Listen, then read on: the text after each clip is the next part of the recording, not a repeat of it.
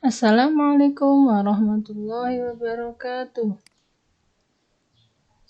Kita mulai dengan bersama-sama membaca Bismillahirrahmanirrahim. Pada kesempatan kali ini kita akan belajar tentang sistem koordinat Kartesius yang sudah ditemukan oleh seorang ilmuwan yang bernama René Descartes. Dengan ditemukannya sistem koordinat Kartesius ini akan sangat membantu dalam perkembangan ilmu pengetahuan berikutnya, yang salah satunya kita manfaatkan dalam menentukan letak sebuah objek terhadap objek yang lain. Nah, pada kesempatan kali ini kita akan belajar tentang bagaimana menentukan posisi titik terhadap sumbu X dan sumbu Y.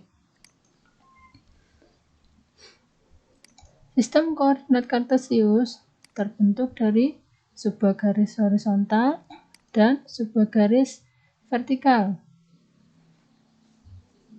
Garis horizontal dan garis vertikal ini saling berpotongan dan membentuk sebuah bidang yang kita sebut sebagai bidang Kartesius. Garis horizontal kita namakan sebagai sumbu X dan garis vertikalnya kita namakan sebagai sumbu Y. Garis horizontal ini juga kita sebut sebagai absis dan garis vertikalnya ini kita juga sebut sebagai ordinat. Perpotongan garis horizontal dan garis vertikal bertemu di sebuah titik kita namakan sebagai titik asal atau 0,0.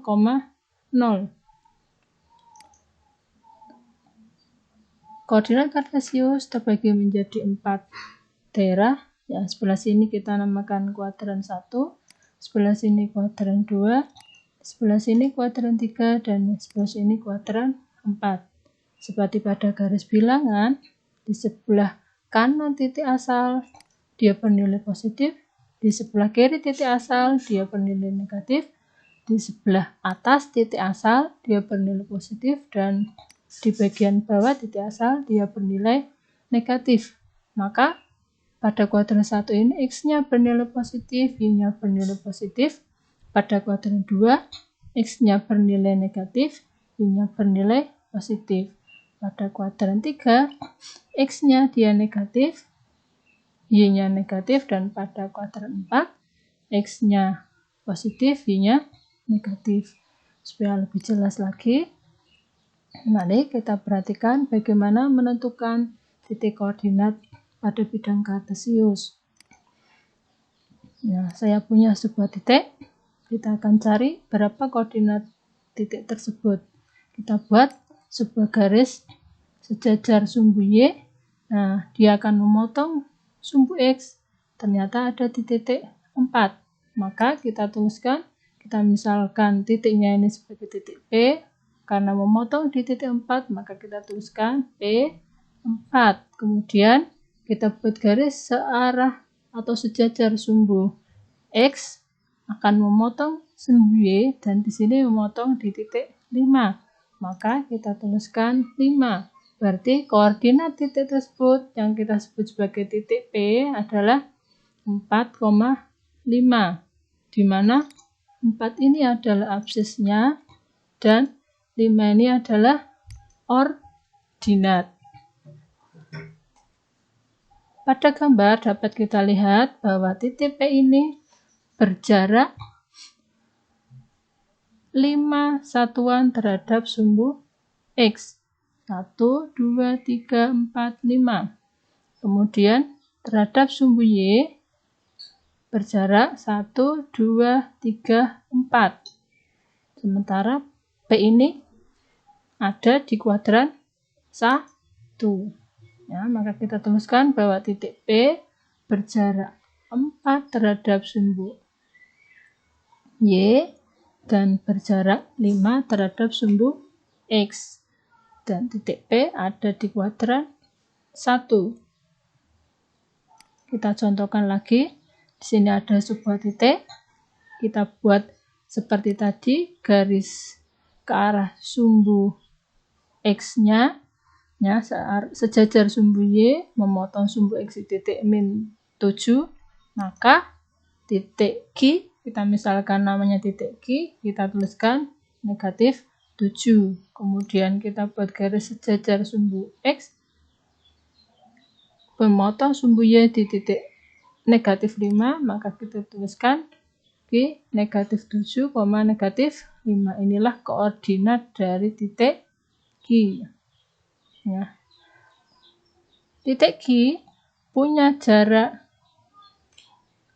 berapa satuan ke arah sumbu X? Mari bersama-sama kita lihat. Q 1, 2, 3, 4, 5. Kemudian terhadap sumbu Y jaraknya 1, 2, 3, 4, 5, 6, 7. Nah, titik Q ini ada di kuadran berapa? Kalau ini kuadran 1, ini kuadran 2. Nah, di sini Q ada di kuadran 3. Nah, mari kita perhatikan lebih jauh. Titik Q ini koordinatnya negatif 7, negatif 5. Q ini tadi adalah absis atau X-nya. Kemudian negatif 5 ini adalah ordinat atau Y-nya. Tetapi, nah, perhatikan. Negatif 7 ini menunjukkan jarak terhadap sumbu Y. Negatif 5 menunjukkan jarak terhadap sumbu X. Ya. Untuk lebih jelasnya, mari perhatikan contoh berikut. Ya, saya punya titik A, B, C, D. Kita akan lihat letak dan posisi titik-titik ini terhadap sumbu X dan sumbu Y. Supaya lebih mudah, kita buatkan tabel. Kita mulai dari titik A. Berapa koordinat titik A? Ya, absisnya adalah 3, kemudian ordinatnya adalah 3. Jadi A ini berjarak 3 satuan terhadap sumbu X, 1, 2, 3, dan berjarak 1, 2, 3 satuan terhadap sumbu Y. Letaknya A ada di sini, berarti dia ada di kuadran 1, sehingga kita tuliskan titik A itu koordinatnya adalah 3,3. Jarak terhadap sumbu X adalah 3 satuan. Jarak terhadap sumbu Y adalah 3 satuan. Dan letaknya ada di kuadran 1. Kita lanjut untuk titik B. Titik B, ordinatnya, kita mulai dari absisnya adalah negatif 4. Kemudian ordinatnya adalah 3. Maka titiknya adalah negatif 4,3. Jarak terhadap sumbu X. Nah, kita lihat titik B. 1, 2, 3.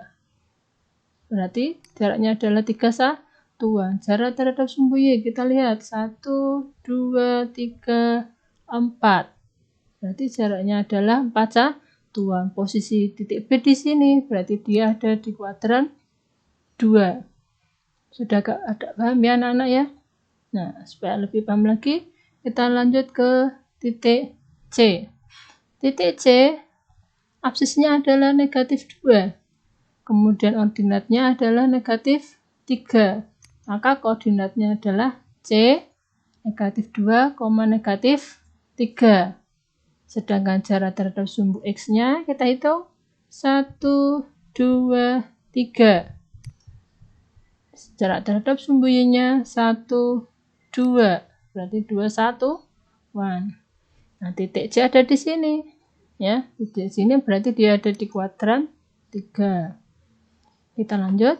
Yang terakhir ada titik D. D ini absisnya berapa? Ya, ada di titik 2. Kemudian ordinatnya ada di titik negatif 6. Berarti D-nya koordinatnya adalah 2, negatif 6. Sedangkan jaraknya terhadap sumbu X 1, 2, 3, 4, 5, 6 satuan, sedangkan dengan sumbu Y adalah 2 satuan. Diletaknya di sini, berarti dia ada di kuadran 4. Sekarang kita bersama-sama lihat tabelnya. Coba kalian lihat. Yang depan ini adalah absis, yang belakang ini adalah ordinat.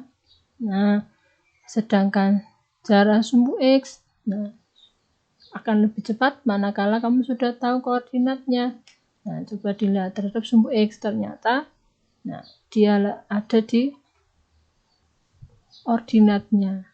Ya, 3, 3, 3, maka di sini jaraknya adalah 3 terhadap sumbu X. Sedangkan terhadap sumbu Y, kalian bisa lihat pada absisnya 3 satuan, 4 satuan, sini min 2, maka 2 satuan. Nah, ini akan lebih mudah manakala kalian belum tidak melihat gambarnya.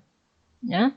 Nah, sekarang dari tabel ini kalian bisa menentukan apakah ada titik-titik yang mempunyai jarak yang sama terhadap sumbu X.